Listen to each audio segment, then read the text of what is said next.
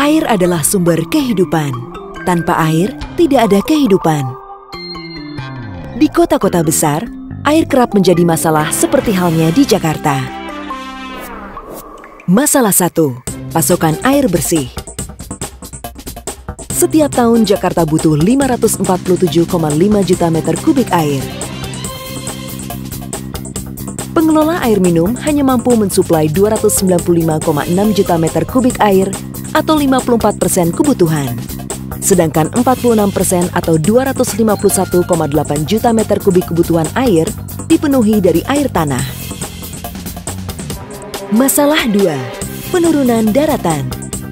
Eksploitasi air tanah terus-menerus membuat daratan Jakarta turun. Saat ini, sekitar 40% wilayah Jakarta berada di bawah permukaan laut. Masalah 3. Limbah. Jika daratan terus turun, limbah rumah tangga dapat mencemari air tanah. Sedangkan sebagian limbah lainnya dapat mencemari sungai karena disalurkan tanpa diproses terlebih dahulu. Masalah 4. Pendangkalan sungai.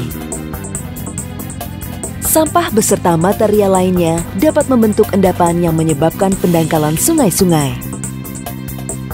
Jika dibiarkan berlarut, berbagai permasalahan ini akan menjadi ancaman terhadap pasokan dan kualitas air. Ancaman 1. Krisis air tanah. Jika daratan terus turun, air laut akan mengikis permukaan dan tanah penyangga pantai. Akibatnya terjadi intrusi, yaitu saat air laut merembes dan bercampur dengan air tanah karena tanah sebagai filter terus terkikis.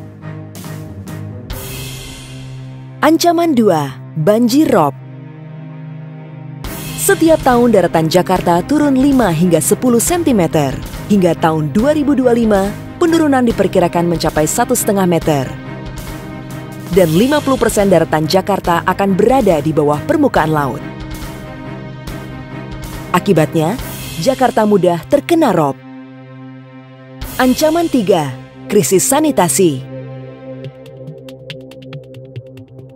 Air limbah yang mencemari air tanah dan sungai akan menyebabkan kualitas air menjadi buruk dan menjadi medium bagi penyebaran berbagai penyakit. Ancaman 4. Krisis air baku.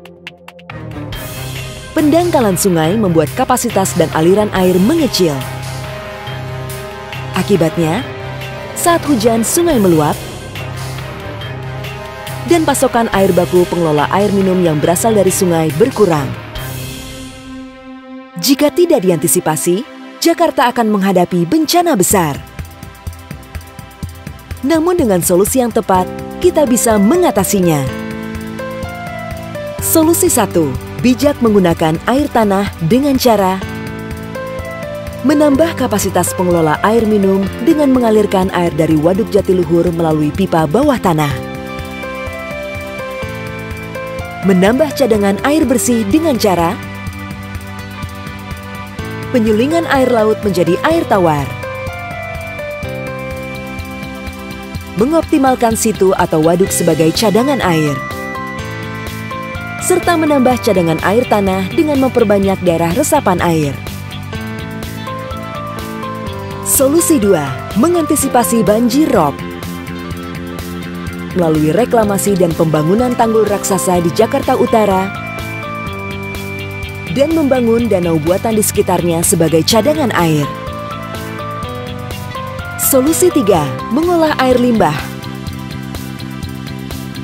Dengan membuat tempat pengolahan limbah sementara